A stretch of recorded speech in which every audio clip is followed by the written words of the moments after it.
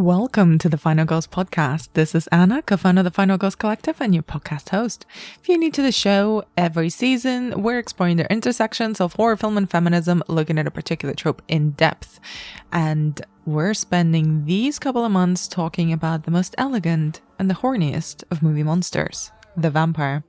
In each episode, I'm joined by a special guest to dive deep into a vampire movie or two. We discuss the films in detail, try to contextualize them, and think about what works and what doesn't. We've covered quite a few 80s films on the show already, but in today's episode, we're going to deep dive into the most 80s vampire film, the most influential teen vampire combination. I'm talking, of course, about The Lost Boys. In case you need a refresher on what The Lost Boys is about, it follows two teen brothers, played by Jason Patric and Corey Haim, who move with their mother to a small town in Northern California, while the younger Sam falls into with a band of geeky comic book nerds who are obsessed with monsters. Michael falls into a group of rebellious, punky biker teens who, spoiler alert, turned out to be vampires. And they're led by the ultra-charismatic David, played by Keith Sutherland. The Joel Schumacher film from 1987 has been an incredible influence on so many other vampire-led properties since then, ranging from Buffy the Vampire Slayer to Twilight. So there is a lot to unpack with this one.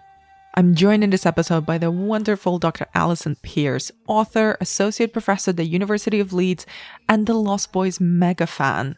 And as a treat, if you've ever wondered about the shiny, super buff saxophonist from the film, well, you're going to hear all about him and his creative process.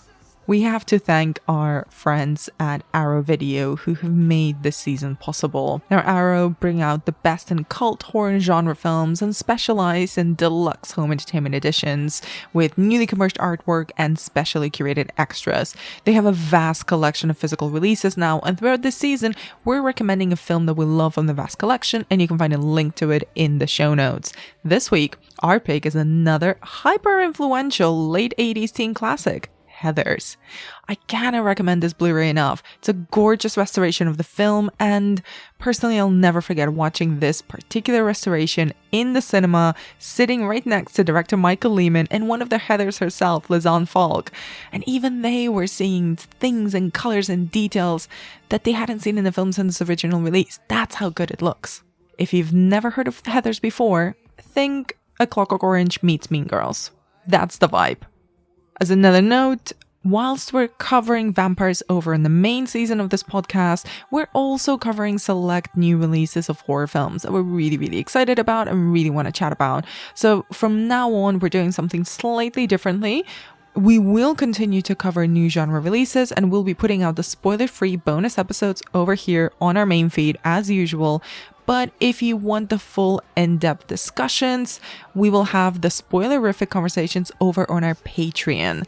We've got more goodies over there for patrons as well. So if you want to, do head over to patreon.com/The Final Girls for all of the details on how you're able to support us. If you can't or you don't want to support us on Patreon, that's absolutely fine. But if you do have 30 seconds or a minute, please do leave us a review or a rating over on Apple Podcasts. It really does help independent podcasts a lot.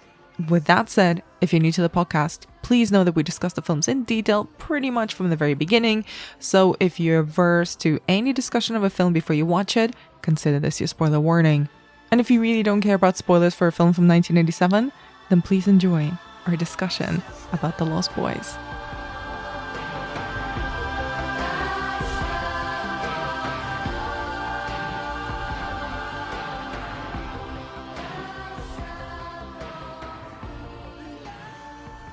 Alison, welcome back into the podcast. How have you been doing? I've been doing fine, thank you, Anna. I'm absolutely delighted to be back with my favourite people in the world, which is the Final Girls. Oh, I really thought you were going to say the Lost Boys at that point, and then it kind of threw me by surprise.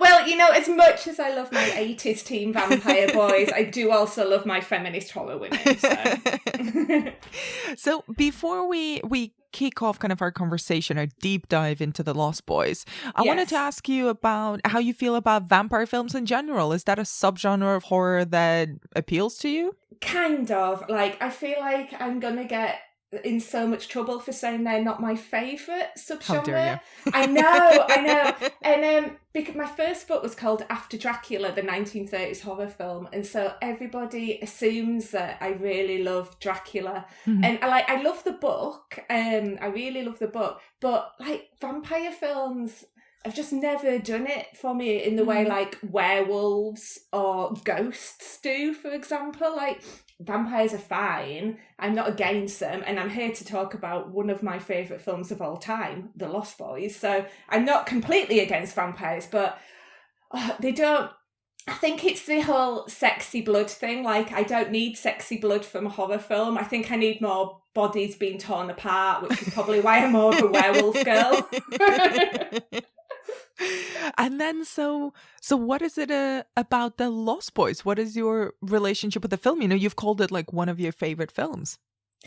I think if we're being honest, like, so much to do with horror, I think it's often personal. Mm-hmm. And I was a child of the 80s, and so I was far too young to see The Lost Boys when it came out. But then in the 1990s, I was busy being a really, really, really revolting teenager and basically being like the worst kind of teen possible because I wasn't rebelling against my parents. It gave me no consequence whether they approved or not, which is kind of more terrifying in a way because their approval just never registered. So my parents talk in very hushed tones about my teenage years. But one particular night that I always remember is I was actually I hadn't gone out, which was a change. And I sat on the sofa and I was watching The Lost Boys with my mum. Mm-hmm. And my mum really loves horror and sci-fi, and we always had stuff like that on. And it's one of my enduring memories of being a teenager is watching The Lost Boys with my mum. And I never saw it at the time as a horror comedy. It was a pure horror to me. I found it really frightening. But my mum, there's that point quite late on in the film when Max goes for dinner at Lucy's house and he asked to be let in over the threshold. Mm-hmm. And my mum went, "He's the head vampire."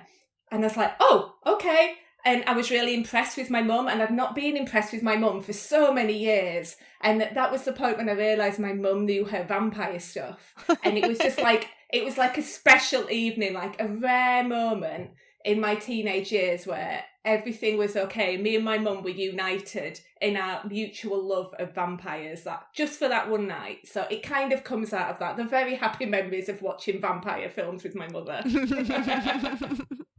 That is so sweet. So, has your relationship with the film changed? Like, do you revisit it often, or kind of what did you think about it when rewatching it for this episode?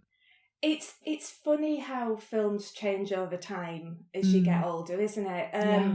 So when I first watched it, as I said, and I probably watched it quite a few times in my 20s, I saw it as straight horror. I didn't really pick up the comedic elements. I think that's me though. Like, I watched American Werewolf in London a few times and I didn't pick up on the comedy on that either. And it wasn't till I saw it at a screening with everyone pissing themselves laughing, I was like, oh, it's quite funny, isn't it? And then when I was rewatching it for this, I watched it again last night on Blu-ray, and I was like, this is a really funny film. This is really, really funny. The Frog Brothers and Sam have all the best lines in the world. So it's really changed how I look at it. The comedy is so much more apparent to me now. It really is. Oh my God. Okay, so let's dig into The Lost Boys properly now. Yay!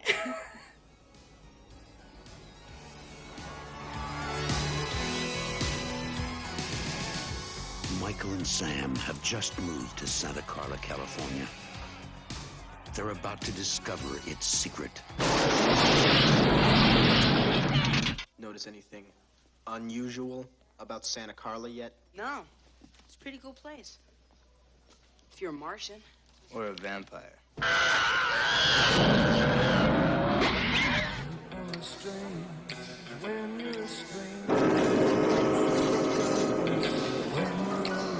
When you're strange.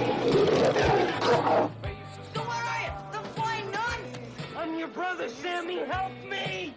Stay back! Stay back! What's happening to me, Star? Get yourself a good sharp steak. Drive it right to his heart. You're a vampire, Michael. My own brother, a damn blood-sucking vampire. Oh, you wait till Mom finds out, buddy.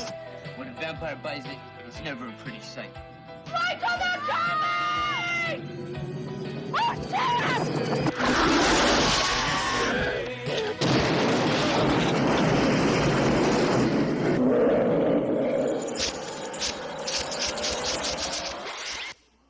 So we've talked about your relationship with the film, but Yes. let's rip apart the film itself. Yes. So this comes in the late 80s. It's directed by Joel Schumacher, who'd had a massive success with St. Elmo's Fire, Yes. and kind of all of these young up and coming actors at the time. A lot of them part of what was called the Brat Pack of actors. Yes. So what do you think of this film as a teen horror? It's a really interesting film because you wouldn't think of it at the time because, history is what you look back on and then you put things in order. But you can see that it's really like the combination of two things. So you've got your pre-teen kind of gang films, which is Stand By Me and E.T. And then you've got your teen Brat Pack films with things like The Breakfast Club. And then The Lost Boys kind of just amalgamates the pre-teens and the teen film with a horror twist. So it's entirely marvellous. And you can see how it's come as a product of the period that it's been made in. And yeah, that's a really interesting point that I really wanted to pick up on it, because the context of the film, of the film being made and of the film coming out is really is a film of its time, but it also feels quite subversive for the time. And like, it was the 80s in the United States, was kind of very going through a lot. And one of the key things that I was reading about when I was researching, thinking about this film, was that America was obsessed with the breakdown of the nuclear family, of kind of the quote unquote traditional family unit. How do you think the Lost Boys plays into and plays off the context in which it was made? I've heard The Lost Boys being described as radical for its time in terms of family dynamics, and I completely understand why it's read that way. I think there's a few points to that. The first thing is, I realised last night what a lovely family and what a lovely mum Lucy is. She's like the nicest mum in the world. So like I love the fact, I mean, she has just taken her boys to the murder capital of the world, which isn't ideal. But aside from that, so she's a divorced mum. She's doing her best to look after her boys. She's really lovely and she really tries to talk to them. And then Sam and Michael, as brothers, really love each other. Like, they drive each other nuts, but they absolutely love each other. So I was rewatching it last night, and with a really warm glow about the central family unit. I was like, oh, Sam and Lucy and Michael are such a lovely family together. So there's that. That's kind of my aside. And what a lovely family. What a great example to all of us they are. But then you've got the idea that in the 80s you still have this rise of the neoconservative family unit, which Lucy's going against as a divorced mum and taking her sons away. So they're going against that. And that's then compared with Michael, who is part of that family, being contrasted with Max's family of Lost Boys. You know, Max is looking for a mother. He's going very nuclear family. He's going some very traditional gender stuff in his desire for Lucy. He wants them to mother his boys. And then David's the head of the Lost Boys. And Michael's torn between the two families, which we understand. This is classic, like, teen coming of age material, isn't it? It's moving out of the family nest and going out into the wide world. But unfortunately for Michael, that wide world is vampires, which is where the problem lies. Film has been described as kind of radical, or really changing the way that vampires were perceived. And what sort of influences do you see in the film? Like, where do you think it sits within this kind of 1980s teen, sort of sexy, sort of sweet, quietly subversive films, but also this very long tradition of what vampires were behaving like in American cinema? It feels for the time very contemporary. It feels for the time very fresh, and the idea that vampires are kind of wearing the same clothes, whether they've got their vamp faces on or not, it feels different for me compared to what vampires have traditionally been in cinema before then. And I know Joss Whedon talks about the Lost Boys being an influence for Buffy the Vampire Slayer. Oh, yeah. And the idea of them just being modern, everyday teenagers is something that we weren't really seeing a lot of in cinema. So it's really important for that. It feels really different to the kind of films that were coming out around vampires up until this point. It was really interesting rewatching it kind of within a very short amount of time, where I've always also been rewatching a lot of vampire films from the 30s onwards, but particularly now from the 80s. And it seems like a distillation of different elements that are present in all of these films, like down to the billowing curtains and the bouffant hairstyles of The Hunger, and like, you know, the peering into a sex scene through a sheer curtain, and and the kind of really intense aggressiveness of David's gang that's also in Near Dark, you know, which is like, surprised me because it is an extremely violent film, and I'd completely forgotten how violent it was. And this just kind of seems to combine a lot of those things in the most 80s packaging. And could there be anyone better to direct a film that just oozes 80s-ness than Joel Schumacher? What do you think kind of he brings to the vampire tale as a director himself?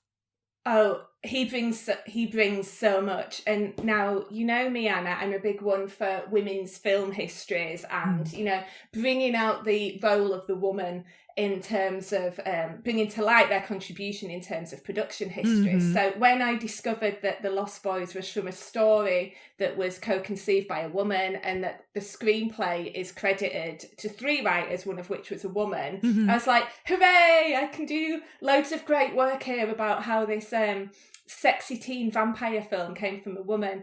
And then when I've done some research, it's not quite as straightforward as that, as film history always makes us, which is how I'm going to bring you on to the director's contribution. So if you go to the Writers Guild archive in Los Angeles, they have 3 draft script versions of this film.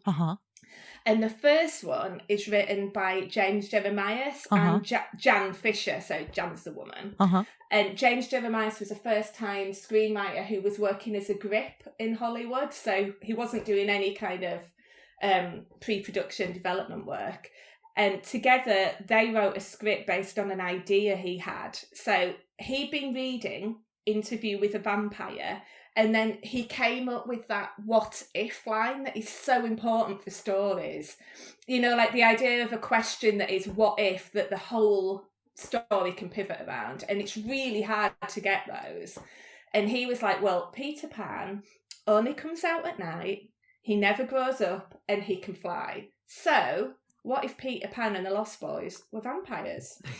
And it's like, okay, I totally get behind this. This makes complete sense to me. So James Jeremias and Jan Fisher wrote a first draft in the summer of 84, and they sold it in the summer of 85 to a producer sales organisation who had to deal with Warner Brothers. But crucially, in this long production history that I'm giving you, I love it. This script version, and so these are the first draft that sits in the Writers Guild archive. This was very much Goonies does vampires. Yes. I've literally got this in my notes. Goonies goes vampire. Exactly. And it's a pre-teen film. Okay, so it's all about that point before puberty comes along and messes everything up. So it was very much aimed as like a family-friendly Goonies does vampires. So the script got picked up, and Richard Donner, who directed The Omen and Goonies, was hired to direct. So Richard Donner's first thought was, okay, let's get rid of Peter Pan, let's make this older. And so they went with that. And what was said was, according to James Jeremias, he said, "We want to make the characters old enough to drive, but what he meant was he wanted them to be old enough to fuck." Yep. I was like, okay, so we're going for a different tone here. So once this script got into development, it stopped being Goonies does vampires and became something else. So at that point, Richard Donner hired Jeffrey Bone to write a subsequent draft, which he wrote with the original writers. And that was about making it hip, making it sexy, making it older, making it fun. At that point, Richard Donner left to direct Lethal Weapon, and he stayed on as executive producer, but he handed over directing reins to somebody else. And at this point, Mary Lambert was attached to the project, which, yes, this is what I thought. I was like, so originally Richard Donner, then Mary Lambert. For reasons that I cannot find anywhere, Mary Lambert did not continue on the project and made Siesta instead. And I really want to know, because I'm just trying to imagine Mary Lambert on this project and going, oh my God, how amazing would this have been with Mary Lambert on it? Mary Lambert went off the project, and at that point, Joel Schumacher was brought on. And he was like, okay, he's going to do it his way. He got to do it his way, which we all know what a kind of Joel Schumacher film is. Given that I also love Flatliners, which just gives me everything that his films are. Yeah, tons of billowing curtains, tons of really sexy young men. Sexy young men is crucial for his kind of films. So he got permission to just do what he wanted with it, with Jeffrey Bone rewriting it. Bone wrote the final draft of the script on his own, got the green light, and that's when it became what it is today.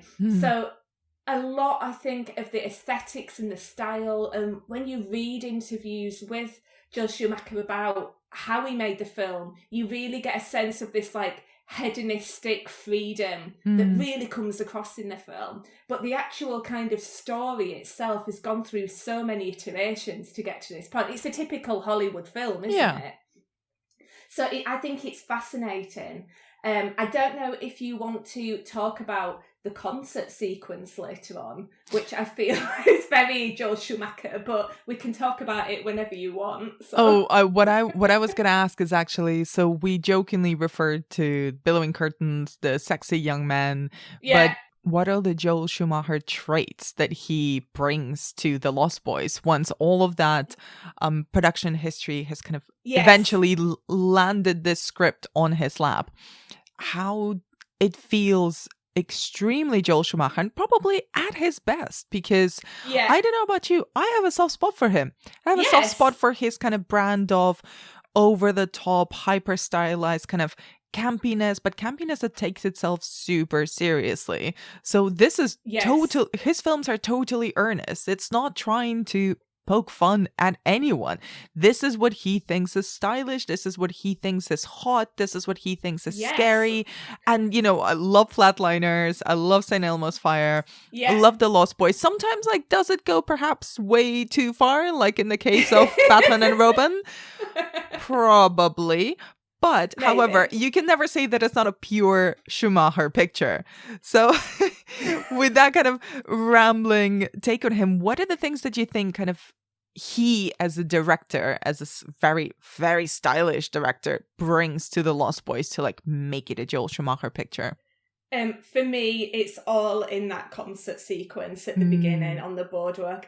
I love the concert sequence. It's just such a beautiful thing. So it happens very early in the film, and it's where all the plot lines are set up. So we've had an initial sequence where the vampires have killed a security guard. Then we've had a setting up the story world where Lucy and her sons arrive in their new area. And then we go down to the boardwalk. And that's where there's a concert going on. And this is where the first plotline is set up, where Michael sees Star, the half-vampire girl that he's after. And you've also got the line where Lucy meets Max at the video store, and you've got where Sam goes to the comic book store and meets the Frog Brothers. So the plot is set up here. But that's almost, it's very neatly done, but that's almost not important, because what is important is the visuals and the sound. in this concert sequence. So I played the saxophone when I was at school. Hello. I know. Hello. I played initially a tenor saxophone, which I was only very small and thin. So the tenor saxophone was basically as big as me. And then completely randomly last week during lockdown, I bought an alto saxophone. I just I'm going to play it again. And then I watched this film last night and I was like, oh my God, was I influenced by The Lost Boys? Did I somehow know that I was coming back to the saxophone because I was going to watch The Lost Boys? But anyway, the concert sequence is amazing because of the saxophone in it. There are not enough saxophonists in horror films. Can we also discuss the fact that the saxophonist / lead singer of this band Yes. is the buffest, shiniest creature I have seen? All I have in my notes are shiny muscles in all caps. I've got so much I can tell you about this man because I did a bit of it. I did a bit of a deep dive on the saxophonist Oh my God! this morning. Please tell me everything about the shiny, muscly saxophonist. Okay, so he's on screen for less than a minute in total, but he has made such an indelible impression in popular culture. This is why you need more saxophone performances in horror films. So the topless saxophonist man is called Tim Capello. Mm-hmm. Great name. Now, in the 80s, he was a professional musician and he performed with Tina Turner. And he's basically spent all his time in Tina Turner's band, recording, touring, performing. Because he was in Tina Turner's band, he appeared in 2 of her music videos that were on the Mad Max soundtrack. And his buffness alerted him to the Hollywood talent scouts. So after the Mad Max soundtrack videos, Hollywood talent scouts came calling and brought Tim Capello, the oiled-up saxophonist, to Hollywood. Then when he got to Hollywood, he got called in to audition to do something for The Lost Boys. And it turned out, unsurprisingly, that Joel Schumacher already had a picture of him on his wall. But of course, Joel. Of course, Joel Schumacher already had a picture of Tim Capello on his wall in his production office. So he got hired to do a song for The Lost Boys. And he said in total, it took up 2 hours of his life to do this. And yeah, it's the one thing that everybody remembers him for. And he doesn't mind. He's quite sanguine about it now. But he's 2 hours of my life. And that is whenever I go to any screenings or any auditions or any signings, people bring me pictures from The Lost Boys to sign. No one is interested in my work with Tina Turner. It's all about The Lost Boys. Oh my God.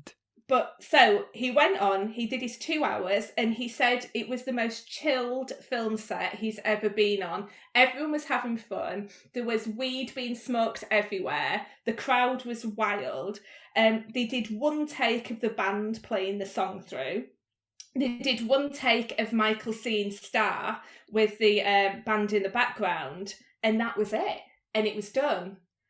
But most importantly, I feel, is that he didn't need any wardrobe or makeup.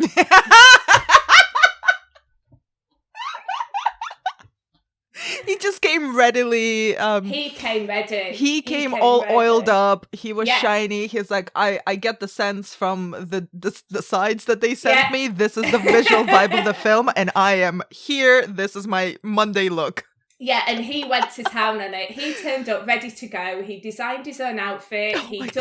He'd done tie-dyeing it himself. Oh my God. He didn't need any makeup. He had his hair just how he wanted it. And he's talked about the fact he's very shiny as well, if you'd like to know a bit about that. I mean, come on. Go off. Okay, so he said, so he's covered in oil. Yeah. And he thinks that's perfectly normal. He said, every night when he was out performing with Tina Turner, he always oiled up. Oiling up was a standard practice for this man. Tim Capello's oil was a crucial part of his stage performance. And he said, every night with Tina, I would oil up. It was kind of like you were wearing a shirt. You were... Tim. It gets better. Oh, no. You were wearing a flesh shirt Oh that my was God. shiny. I love this man. is amazing. He loves moisturizing. He really does. Imagine how good his skin is now. Such good skin. I mean, to be honest, we could all learn a little bit from Tim Capello. Like, you know what? Moisturizing, hydration is very important. I don't know about us going topless and oiling up for performances, though. That might be a step too far. A flesh shirt. Oh my days. I love it. It's so good. And for me, is the essence of the Joel Schumacher film experience. That's what it's about. I was not expecting that, but I'm so grateful for it. And I guess the beautiful, oily, shiny, buff saxophonist is a good segue into talking about the characters themselves, the Lost Boys themselves. So let's start individually. And what do you make of Michael, our protagonist? He's an interesting one. So it's Jason Patric, and he was pretty much an unknown when he was cast as Michael. And I think he does a good job. He's very brooding. He's very moody. I think he was 19 when he was cast and 20 when he performed it. And he's giving you those late teen coming of age vibes, no problem. But the one that really shines for me, like who is charismatic city, is Corey Haim as Sam. He's just a joyous, joyous person. I don't know what you think. Oh, I love them. We'll definitely talk about the younger characters in a bit. Yes. So Michael's great. He's fine. I never, even when I watched this as a teenager, I was like, Jason Patric does it all fine. But when the people that always drew me in this film were both Sam, but also Kiefer Sutherland as David. So unfortunately for Jason Patric, Michael's grand. He looks beautiful. He does his job. He gives me all the suffering. But I've always got eyes for David. Yeah, Jason Patric, gorgeous as he is, just doesn't have that charisma element. That's something else that just makes him watchable. Yeah. And I think, like, even in that concert scene that you were describing, to be honest, my attention went to the saxophonist, not to Michael. The saxophonist had more charisma in a few seconds on screen than Michael had in all his close-ups. Yeah, exactly. Which I guess is actually not a bad thing, because in the same way as, say, in the dynamic in the Interview with the Vampire between, say, Louis and Lestat, and we're covering that film later on in the season, is that you kind of don't want your main protagonist to be overwhelmingly charismatic, because he's not the seducer. The seducer is David. Exactly. So he's just kind of the object of desire. So he just needs to basically be pretty. Yeah, and he's really good at that. He's very good at being pretty. Well done, Jason Patric. You did well. I think as well, part of it though is I once I was teaching screenwriting, and I was doing a week on the basics of character, specifically protagonists. And without having watched it recently, I just set The Lost Boys. I was like, The Lost Boys will be simple. I can make my students watch The Lost Boys. And I sat down to watch it, and I thought, you know what? It's not really clear cut who the protagonist is. It's kind of split. So like, officially it's Michael, but as I say, Jason Patric doesn't have that kind of pop. Yeah. You know, so it's actually Sam who ends up running around doing everything that you notice. It's tricky, is that one. Like, Michael does his job, but he's like Yeah, his job in the film is actually quite passive, and you mentioned that Sam actually does the heavy lifting in terms of action and kind of defending and gathering all the information and stuff like that. Like, what do you make of Sam, who is, I guess, much more aligned with the initial idea behind the Lost Boys of making a kind of like the Peter Pan's Lost Boys, but making vampires? I mean, Sam as a character is absolutely adorable in this. I love Sam. Like, if you actually broke this down into plot, it is Sam who does all the heavy lifting in terms of the plot mechanics and getting stuff set up. My favourite moment, and one that I've always remembered since watching it as a teenager with my mum, is when he's in the bath. You know, Sam's in the bath and he's shampooing his hair up on end and singing in falsetto. Yeah. And then Michael's breathing very heavily, coming up the stairs, trying not to attack his brother. Mm-hmm. And there's just something like joyful and adorable and lovely about Sam's character. And then when he realises Sam has attacked him, Michael's tried to attack Sam, all Sam can say is, "What did you do to my dog, you asshole?"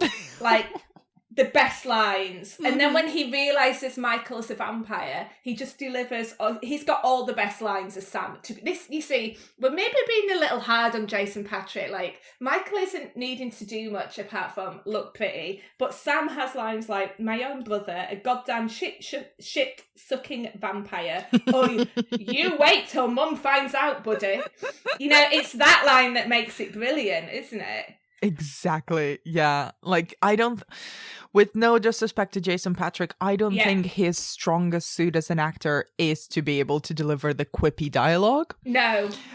Whereas Corey Haim does have that ability, and like his repartee with Corey Feldman is also, I mean, it became an iconic pairing of that time of the 80s, and they kind of worked together quite a lot, and even had a very short-lived, very unfortunate reality TV show together, the two Coreys, which let's not discuss. Let's not sully his memory with that. No. But I think it kind of neatly brings me on to, before we move into David, is to talk actually about the Frog Brothers and this little merry bunch of preteen nerds who take themselves so seriously. It is the fucking cutest thing to see them in the video store, in the comic book store, trying to out-nerd each other. Got a problem, guys? Just scope in your civilian wardrobe. Pretty cool, huh? For a fashion victim. Listen, buddy, if you're looking for the diet frozen yogurt bar, it went out of business last summer. Actually, I'm looking for a Batman number 14. That's a very serious book, man. Only 5 in existence. 4, actually.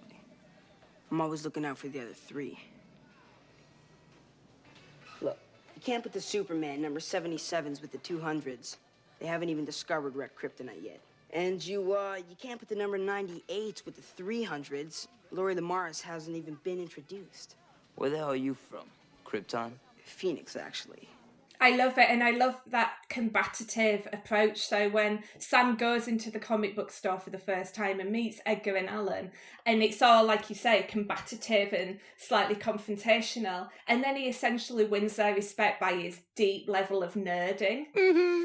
And it's like, yes, because, as a kid of the 80s, I mean, I was never like that. I've never been one for knowing all the details of everything. That don't really bother me. But I know so many kids who were like that, who needed to know everything, and that's how they proved themselves. And it's like, this is very sweet. I absolutely love it. The only problem with the Frog Brothers is that Corey Feldman is absolutely brilliant in it, and completely overshadows the actor whose name I can't even remember as Alan Fogg. Jameson Newlander is his name, but you're absolutely right. It's not a name that we would remember. And I think precisely because of that dynamic duo vibe that both the Coreys had. Yeah.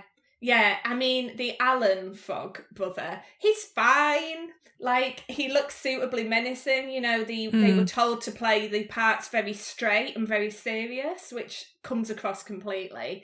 But really, it's all about Edgar Fogg, Corey Feldman, meeting up with Sam, Corey Haim, and it's just an absolute riot. Amazing. I love the competitive nerdiness.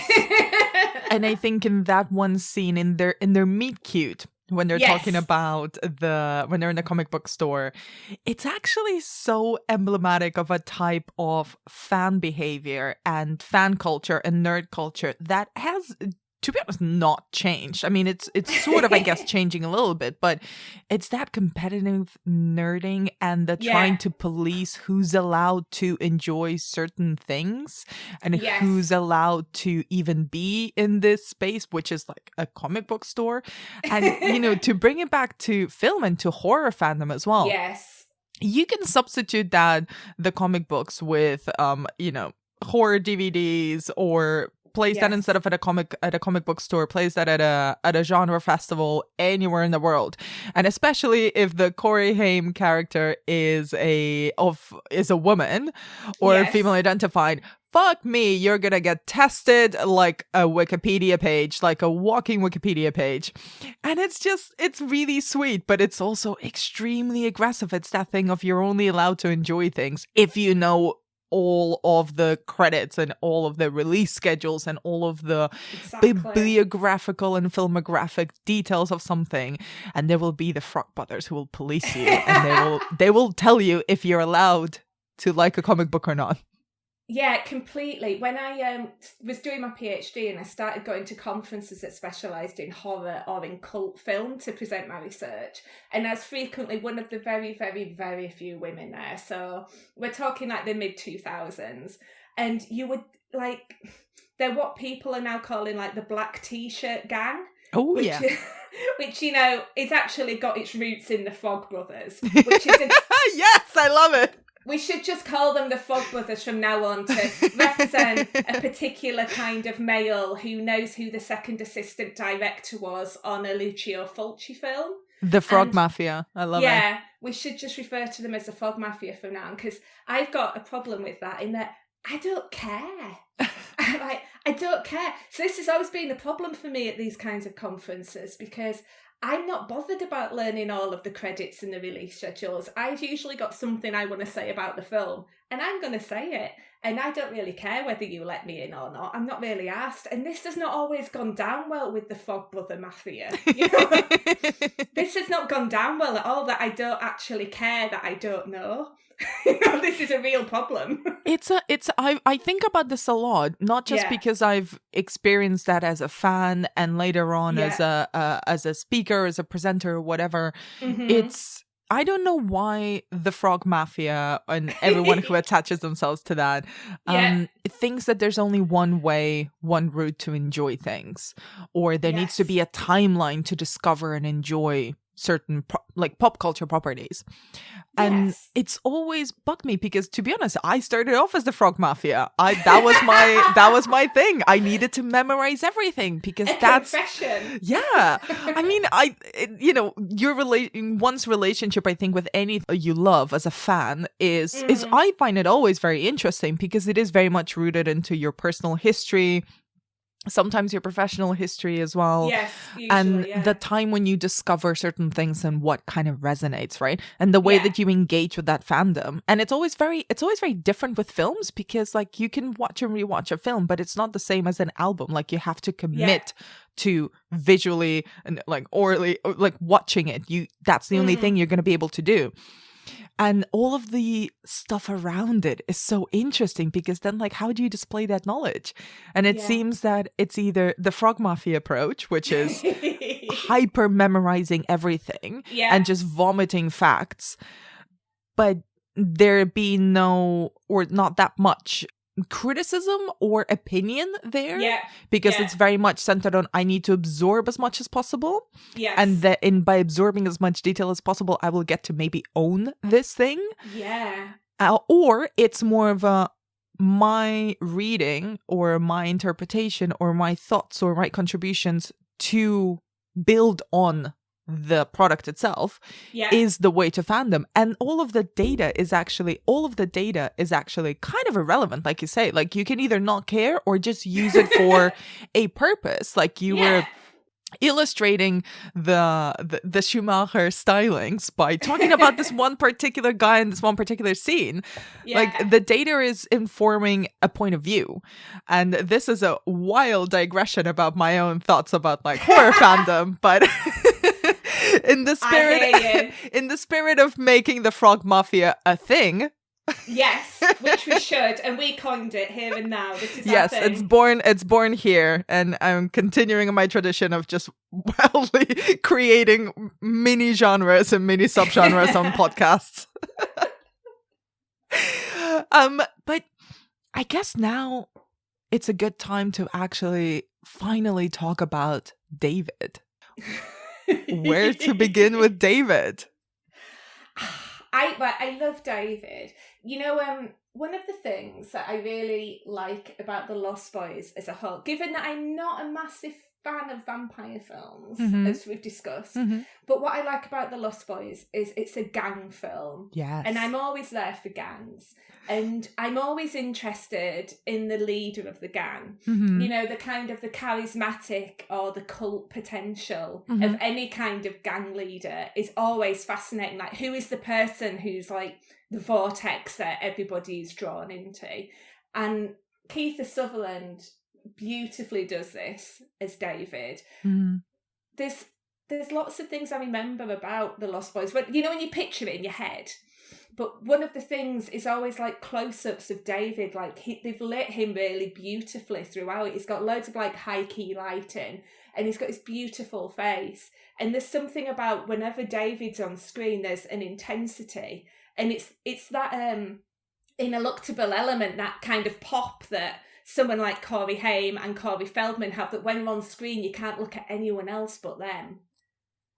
And he's absolutely just performing that beautifully. Like, David draws your eye every time. Like, I would not notice any of the other Lost Boys if it wasn't for the fact that Marco is played by Alex Winter and thus Bill S. Preston Esquire. If it wasn't Alex Winter, I literally wouldn't be able to tell you anything about any of the other Lost Boys, because David is like this central black hole that just pulls you towards him the whole time. Very much agree. I only really registered the other Lost Boys because of Alex Winter. Exactly. And like, I think it's a really interesting comparison between Michael and David, because David is the complete opposite of him. He is pure, oozing charisma. Yeah. Kiefer Sutherland's performance is just magnetic. Yeah. But there is also, I mean, I think we can't not talk about the stylings of the Lost Boys. You mentioned kind of gangs and biker gangs, and it's so of the 80s. But what do you think about their design? Like the style of them? They're punkish, bikerish, and also slightly, counterculture-y vibe that they have going on. This is really apparent at the beginning of the film when we go to the boardwalk for the first time. And there's a short montage sequence which is setting up the story world. And it basically is images of all the different kinds of gangs that are on the boardwalk. So you've got punks, you've got goths, you've got families, you've got hip-hop types, and then you've got all these people that are like, to me, a weird mix of different cultures and subcultures, which, reading back, as someone who grew up in the 80s and 90s, don't entirely make sense as categories of like 1986. So there are people that I've heard the director refer to as surf punk Nazis, and I'm like, that makes sense, because some of them, like, there's some people with Mohicans, but then they appear to be bikers, but then they appear to be surfers. And if you think about something like Point Break, there's no mixing of these categories. But in The Lost Boys, a lot of these defined subgroups are all mixed together. So they're not necessarily emblematic of, say, 1986 when this was filmed.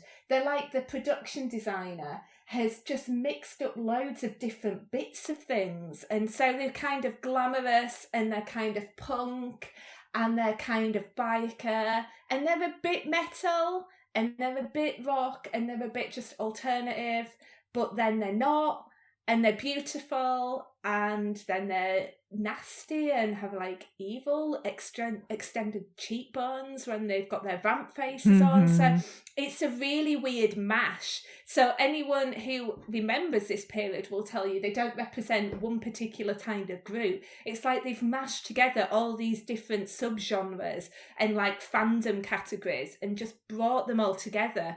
Like the later on, after Michael's had his initiation when he's a half vampire, and they then take him to go do a kill, And this is the group that are dancing around the fire that are referred to as the surf punk Nazis. And you're like, that is such a weird group. But it makes total sense, because if you look at the clothing and the hairstyles of the group that they attack and kill, no sense at all.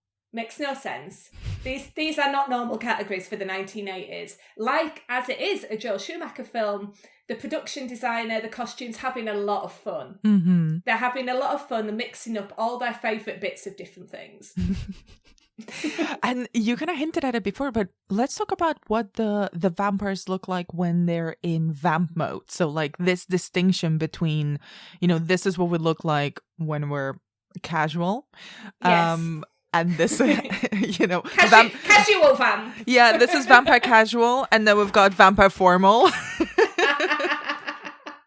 So when they go vampire formal, and you mentioned before kind of this, the eyes, the elongated cheekbones, the kind of the monster, the more monstrous element of the vampire coming up with them. Kind of what do you think? How do you think that works within the film? Well, there's a couple of things with that. The first thing that works very well is that we don't see any vampire faces until an hour into the film. Oh God, yeah. I made a whole note that we don't actually see them go vampire until about an hour in, which for a 90-minute long film is a whole thing. Yeah, I've got it because I'm such a geek. I wrote it down last night at 61 minutes and 35 seconds. This is when we see David's vampire face for the first time. So arguably, this could be for the same kind of reasons that you get in a film like Jaws. So you actually show the shark, it's not very scary. Mm-hmm. So leave it till quite late on in the film, build the suspense, build the anticipation. It's all the more shocking when you do see it. There's also the fact that they had a couple of million slashed out of the budget just before production. So that means there's probably less money for prosthetics earlier on in the film. So yeah, Warner Brothers got very worried about the film just before it went into production because they couldn't understand the genre. Mm-hmm. They kept saying to Joel Schumacher, is this a horror? Is this a comedy? And he would say, yes.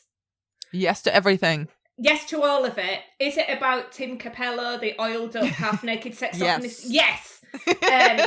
So they got cold feet and they slashed a couple of million out of the budget. So that means there's definitely less money for effects. It also means that quite a lot of the aerial shots that we have going through the clouds, that was originally supposed to be the vampires flying, but they didn't have any money for it. So they used unused B-roll footage from Top Gun. Which is fantastic. That is amazing. Isn't that fantastic? I was so pleased when I found that. I was almost as pleased as when I found out Mary Lambert almost directed it. Very pleasing. So you've got the fact that the budget was cut, which will affect the prosthetics. You've also got the fact that if you leave it till later on in the film, it's more frightening. And then you've got how the vampires actually looked. And what I have read up on this, apparently the makeup artists were originally doing the prosthetics quite traditional, which is where the vampire would have a big elongated forehead. And then apparently Joel Schumacher was like, they're not pretty now. He was very keen on them still being quite pretty. Do you know what? I admire it. Yeah. You know what? You're an auteur, Joel. I don't even believe in the auteur theory anymore, but you, sir, are an auteur of pretty boy cinema. Exactly, and I'm here for that. I'm really here for it. And so they weren't pretty enough for him. So he told them instead to basically leave the foreheads alone and elongate the cheekbones and bring the faces out on the cheekbones more. So that's what they went for instead. And that apparently is one of the influences then that Joss Whedon took for Buffy. That's very much so. Yeah. Yeah, the changing vamp face comes about through the Lost Boys and the way that David's face appears. That sense that they are vampires who've changed, they are monsters, but underneath they're still beautiful. And it fits in perfectly well into that thing of, and I saw an interview with Schumacher when I was researching for this episode, and he's like, vampires are the sexy monster. That's the whole thing of them. And he stays true to that. But, contrary to what you were talking about at the beginning of our recording, when you were talking about, you're not that into vampires because they don't really do it for you. Schumacher was very much the opposite, where he was like, well, werewolves aren't hot. The Black Lagoon monster, not hot. Not hot. Who else? The Frankenstein's monster, not hot. But vampires, hello. Yeah. So it's very much like the question always remains underneath, I guess, all of the decisions in this film from every like beautiful piece of production history that you've found is that, do I want to fuck the vampires? If the answer is no, it's not working. Yeah, and I like to think that is his guiding question throughout the whole film. Do I want to fuck the vampires? Because it's true, isn't it? That's what it's about. I mean, he's always said that for him, vampirism is just a metaphor for oral sex. Mm-hmm. So that just fully fits into what's going on underneath the whole film, doesn't it? And I think we have to talk about the fact that, I don't know if you've read it this way, but this film is really gay. Yeah. Oh my God. It's like the gayest film ever. I love it so much. It's interesting because, I mean, it's extremely obvious to me. I don't know about you. Star, who's the only, aside from Diane Weist's kind of mother character, is the only female vampire or kind of age equivalent protagonist. And no one really seems that interested in Star. Not the film, not David, not the other Lost Boys, not even Michael, who seems very smitten by her at the beginning. Yeah. But then he meets David and he's like, oh no, like, no, girl, go away. Like this is like for me, like just the queerest horror film ever. I love it so much for this. And as is a reoccurring thing, whenever I can set the Lost Boys as work for my students, I do. And when I was teaching horror film when I worked at the University of Hull, I set a whole presentation week on the queer subtext of the Lost Boys because it's all about David and Michael. 100%. So there's 2 points to this. I think we need to briefly talk about Star. Mm-hmm. So her character, as written, is pretty passive and rubbish, and it's like meh. She's like kind of Michael. Like Michael and Star have sex, and I'm like meh. I don't even care. Yeah, I'm more concerned about the curtains. Yeah, exactly. It's all about the curtains in the gauzy film.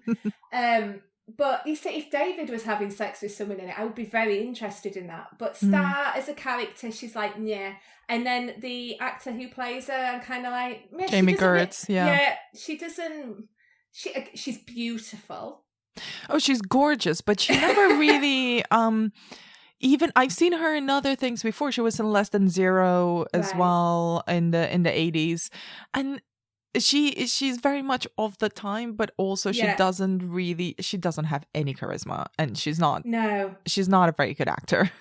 That's it. That's the problem, because like really, really good actors can transcend the female character parts of this time period, which are often a bit rubbish, which can be like an object that is just carried around and used as a plot device, which is basically what Star's doing here. Not that anyone cares. But she doesn't do anything with the part either. It's kind of like, yeah, with Star. But then when we get to the end, when we're back, it's the big ultimate scene. The other vampires have been dispatched. We're in Grandpa's house, and we finally get the moment we've been waiting for, which is Michael and David fighting. And you're like, this is the most homoerotic moment I've ever seen. It's a sex scene. It's a full sex scene, and David's whispering, "Stop fighting me, Michael." It's pretty much like the bare naked Oliver Reed wrestling sequence, but with vampires in midair. That's what we've got going on. It's 100%, I think, filmed as a sex scene, from the dialogue to the framing of it to their confrontation. And I genuinely don't know why Michael would pick Star over David.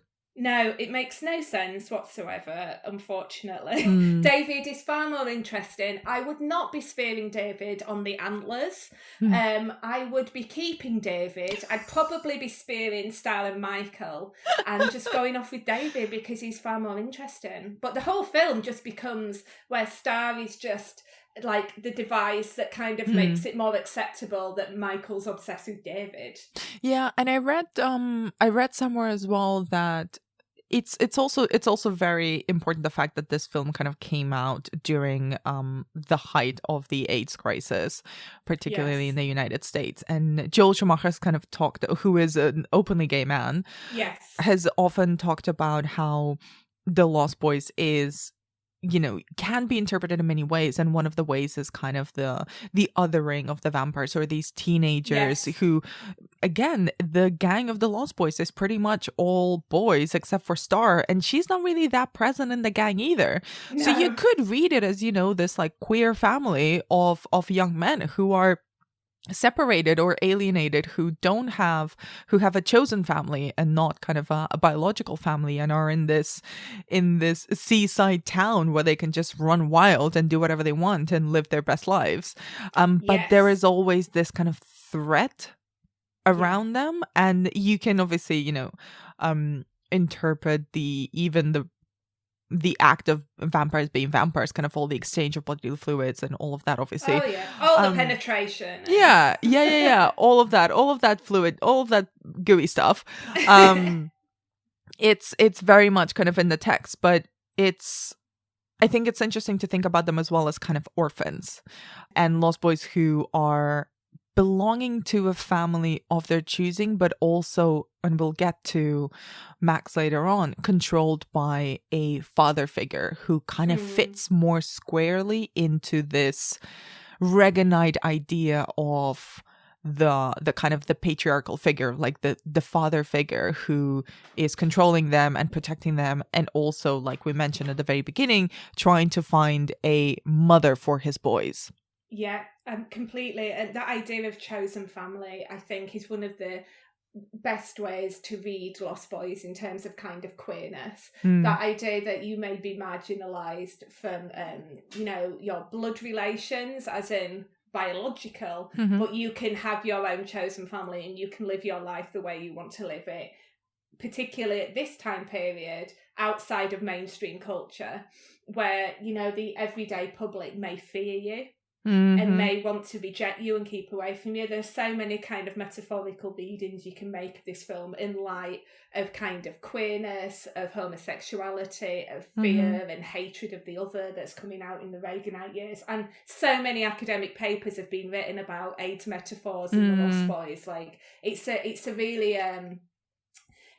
kind of useful and interesting way to think about the film, because it's a great film for seeing social and historical allegories. I mean, vampires, I'm sure you've been doing this the whole season, vampires can reflect the different time periods that they come from, and the Lost Boys is really rich for 1980s fears and concerns and showing us what we're frightened of. Oh, I think all horror films do, in a way, because they're born out of the fears and the anxieties of an era. Yes, completely. I think it's a good point to talk a bit about the violence in The Lost Boys, and particularly those final scenes, which, with the kind of the massacre scene and then the confrontations that follow it. What do you make of the horror elements of The Lost Boys and the violence that they enact? I was really surprised when I haven't watched it for a few years, and when I rewatched it last night, I was surprised to how little violence there was in it compared to my memory of it. So certainly the massacre of the surf punk Nazis around the bonfire, the first few times I watched it, I would look away because it was too violent for me. And now when I watched it last night, I was like, wow, there's basically like no blood in this film. like, you can see why it's got a 15 certificate. I mean, this is apart from back at Grandpa's house at the end, which is a whole different level. But until we get to Grandpa's house, it's actually quite bloodless. We have the blood in, like, the wine carafe that Michael gets early on. And then we have the massacre later on. But most of it's off screen. And if you watch the massacre of the surf punk Nazis, a lot of it is done in editing. Like, you know, all great horror films like Texas Chainsaw and Psycho's kind of important scenes. It's all to do with the editing, and there's very little blood that we actually see. It's almost like they're saving up all of the blood for the final sequence at Grandpa's house when the vampires arrive, and then they take them out one by one. You know, the scene in the bath where the vampire gets it in the holy water, and then blood floods the entire kind of pipes and systems, and then I'd forgotten a toilet exploded with blood. I'd completely forgotten about an exploding toilet, and I was like, oh, I didn't really see this as an exploding toilet kind of film. I really didn't. That's a different kind of horror film to me usually, if it's got an exploding toilet. Yeah. But the whole system kind of goes up with blood, but until then I find it it's quite bloodless in lots of ways. I don't know, did you feel it was like that, or? Yeah, I was also surprised by the kind of the lack of violence, and especially kind of the lack of blood, especially considering that it's a vampire film and it's almost the vampire film of the 80s. And again, because I've been rewatching all of these films, the memories that you have of certain things are very different sometimes from the thing itself. And like, I did not remember that Near Dark was as gruesome as it actually is. Whereas I remembered The Lost Boys as being a lot more violent, having a lot more horror elements to it. And there isn't. And a lot of the violence that there is very much implied. And it's a lot from their point of view. It's a lot of kind of swooping noises and things that are creeping up. And it's all kind of wrapped up in this glossy Schumacher wrapping. So it's not, I wouldn't call it scary ever. No. And it's not even gory. It's very hella sexy. And there's a lot of implications.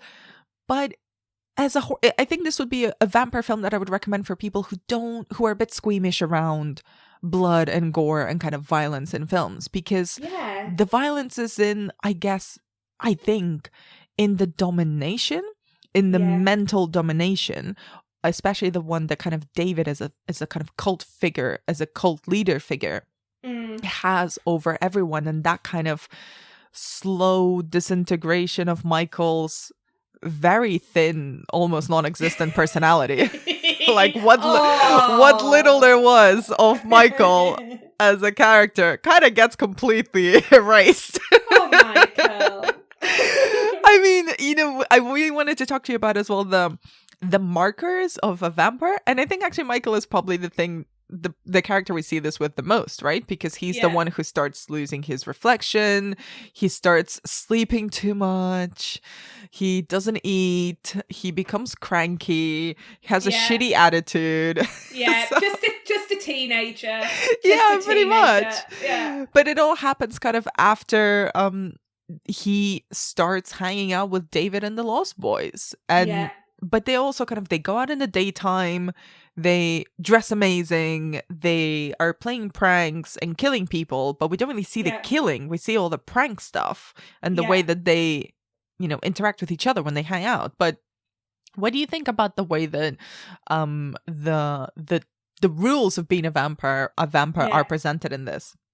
I really liked it. So obviously the Frog Brothers and the comic books are the main way that we get the rules of the world as to what a vampire is. And the Frog Brothers are great as just like a really entertaining information dump. So when Michael comes back to his room after he's kind of gone off the bridge with the rest of the vampires, and then Sam's on the phone to the Frog Brothers going, I don't know what to do, I think my brother's a vampire, and they get a full diagnosis of Michael as a vampire, and it's all to do with being rooted in comic book store, like frog mafia knowledge, which is great. So we get it all set up, and then we believe that Max is the head vampire, and then they do all their tests at the dinner party, and none of them work. And so it's that idea that knowledge has failed until we discover in the end that there's a twist. Mm-hmm. You know, and the minute you invite a vampire in, none of these things about raw garlic are going to work. So it's all done through the Frog Brothers and through the comic books, and those are the moments that are played for comedy. Mm-hmm. It's for me, I think it's probably why I like The Lost Boys. The vampirism's almost incidental Mm-hmm. to the plot, which is much more about coming of age, being a mardy-ass teenager, hanging out with unsuitable people and having really homoerotic desires, Mm-hmm. and looking really cool and beautiful. And then the vampire stuff's just like dumped via the comic books. Mm-hmm. I think that's the easiest way to describe it. You are very right. And it's when you were talking about it, I was thinking about the fact that everything, you're right, is dumped kind of through the Frog Brothers, the pre-teen characters, the comic relief characters. But they're the ones who really believe in this, but they're not suffering it. Whether it's the Michael and Star, who also hasn't fully become a vampire yet because she hasn't killed anyone. Mm-hmm. They're the ones who are going through the effects and having the powers, but they don't actually know anything about what it is that they're becoming. And they're not that interested either. No, they're really not. It's why, like, it's a bit weird because the characters are split. So you'd normally have one character who was doing all of the learning and the changing and the growing, but they've split it between Sam and Michael in this film. So Michael does all the moody transformation and Sam does all the knowledge and the enabling the change, but it's a complete split between them. But it does mean then that, like, characters of Michael and Star and Laddie, the little boy, are kind of like, yeah, because they're going through it, but we don't really care about them. You know, Meh. And the Frog Mafia and the oily saxophonist. You know, I think we need to start a Lost Boys t-shirt line because I wanted to move on then to the actual adult characters who we've kind of glossed over. And maybe it's because, you know, you get older and you rewatch films from your teenage years and you suddenly kind of understand the adult characters a bit more than you used to. But what do you think of the mom of Lucy and obviously of the head vampire, Max, who, I'm sorry, I could not unsee the fact that he's Gilmore Dad? Yes, so Lucy and Max. First of all, what you're saying about how you revisit stuff that you watched as a teenager and then you feel different about the parents. This happened to me. So I watched My So-Called Life when it was on telly. I was the perfect age to watch My So-Called Life, and I fully embraced Rayanne. I was not interested in Claire Danes' character, who's really boring. I was fully interested in Rayanne. And then I rewatched it in my early 30s and I just felt so sorry for the parents. And I was like, oh, look at these parents. And all the kids are just being shit.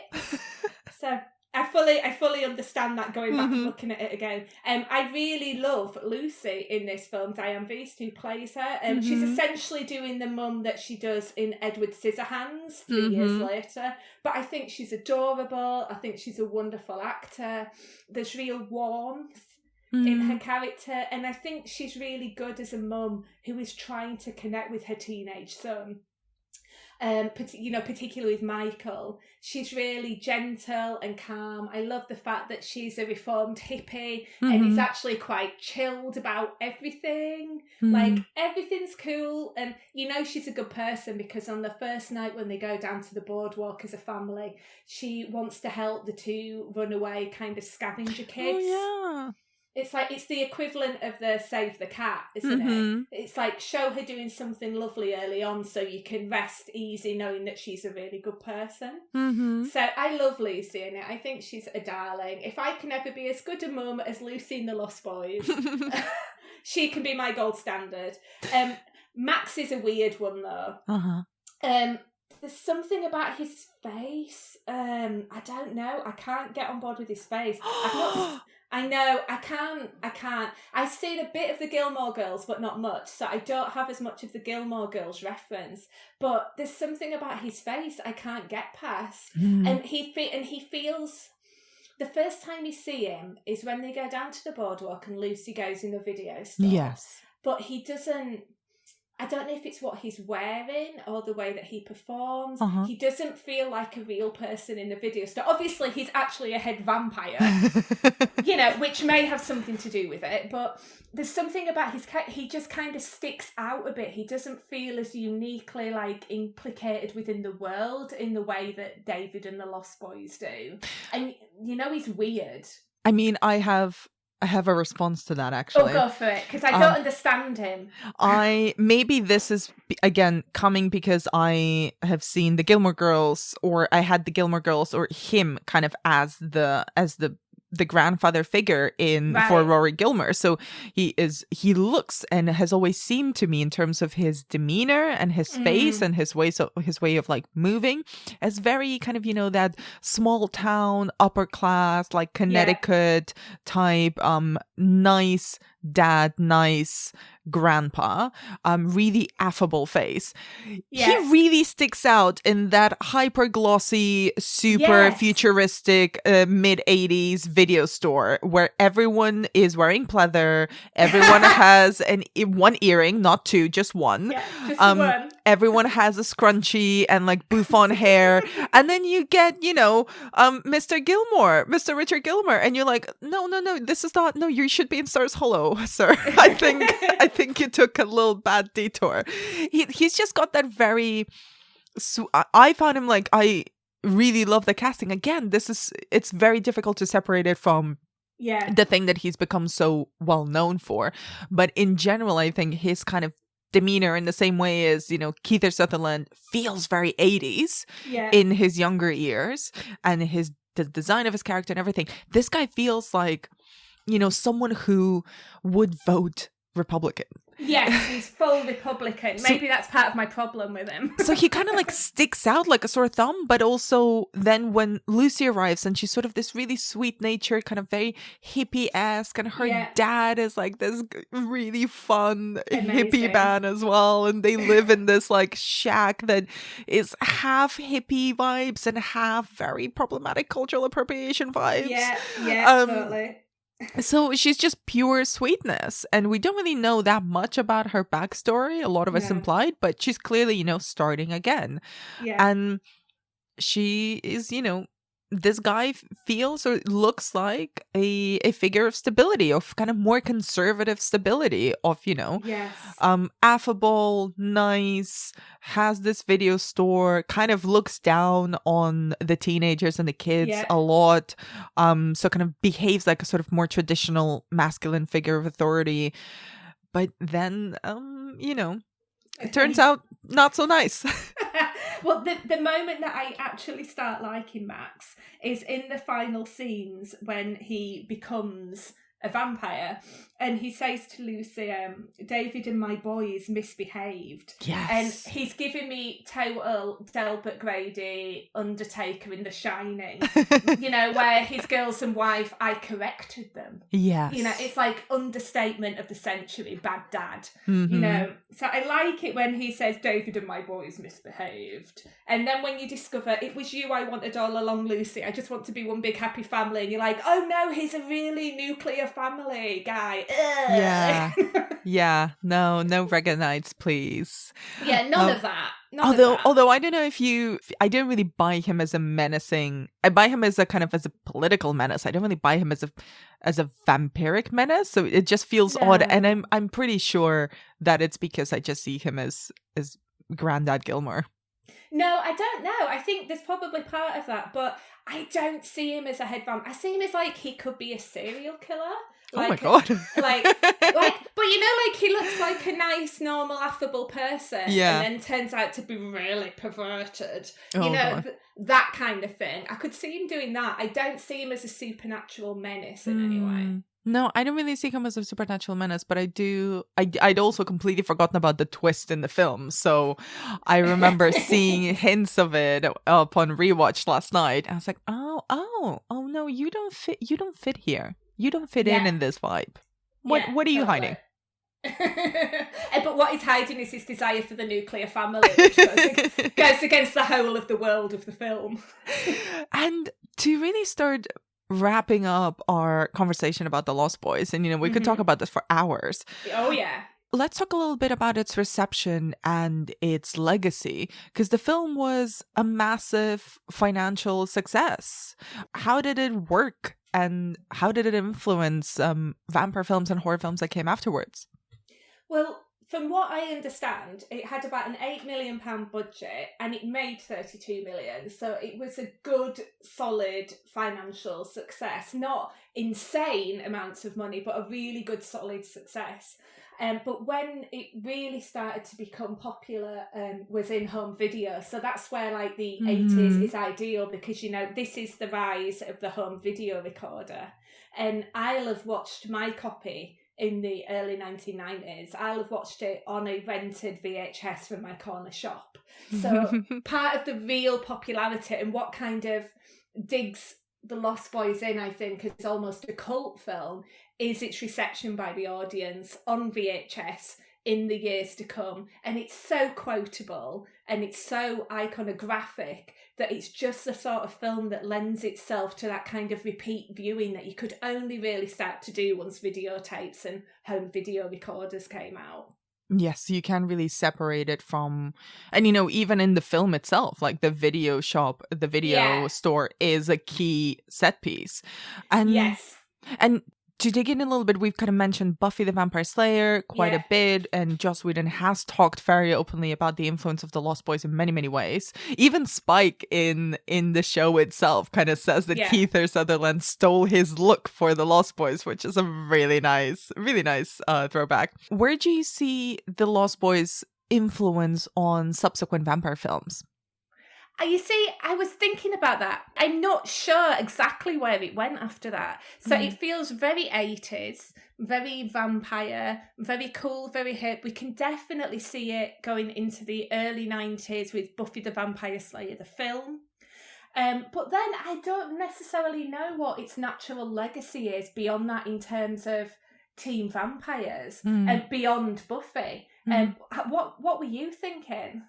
Well, I was thinking about this as well, and I think there's the combination of teen tropes and vampire and horror tropes, but much more leaning into the teenness of everything, I think is the thing that's really not in a necessarily a very visual way. Like we can talk about the references, the nods, and the winks to the Lost Boys and other properties, but I think it's the leaning into one genre more, and it's the genre that prioritizes those relationships and that coming of age and that kind of otherness of being a teenager that I've seen, and even in films that kind of blend genres. Like I'm even thinking of Jennifer's Body, which works which I'd say it's like 70% teen film, teen girl film, and like 30% horror film, and you can kind of interpret it based on which one